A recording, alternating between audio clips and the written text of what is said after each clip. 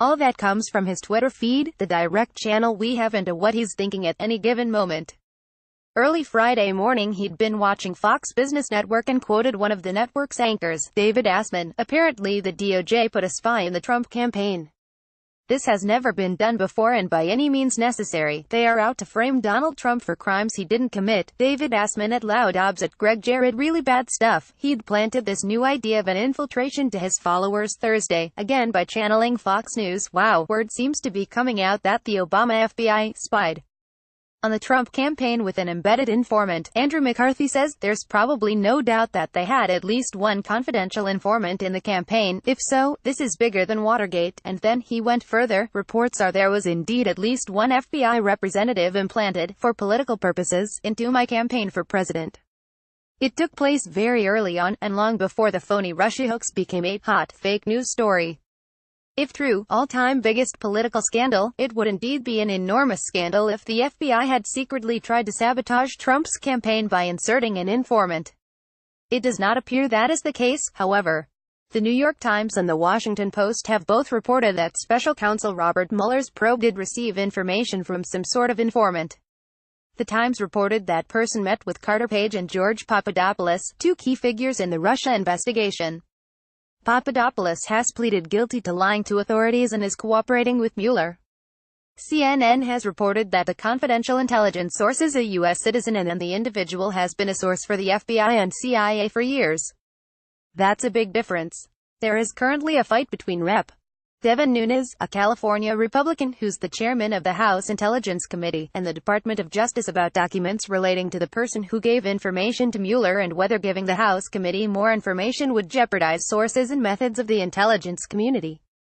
Those specifics that we know, a person with value to the intelligence community giving information to Mueller, are quite a bit different from the quote that made it onto the president's Twitter feed. Obama FBI spied on the Trump campaign with an embedded informant. Receiving information from an informant is certainly different from implanting one, which the president later argued, seeming to channel Nunes.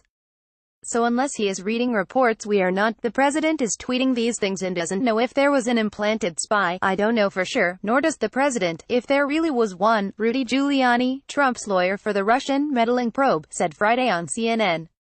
It's not a stretch to compare this new angle on the conspiracy the president feels is pitched against him to his unfounded allegation, also fueled by Nunes, that he had been surveilled and wiretapped by then-President Barack Obama. Giuliani made the connection for us. For a long time we've been told there was some kind of infiltration, Giuliani said. At one time, the president thought it was a wiretap. Given that the source of this quote is Giuliani, just be prepared for him to be corrected at any moment, given his track record of the last 2 weeks. Actually, Trump's informant tweets of the past 2 days bear a lot of similarities to the wiretapped tweets of the spring of 2017. That's when he posted these. Terrible. Just found out that Obama had my wires tapped in Trump Tower just before the victory. Nothing found. This is McCarthyism. Is it legal for a sitting president to be wiretapping a race for president prior to an election? Turned down by court earlier.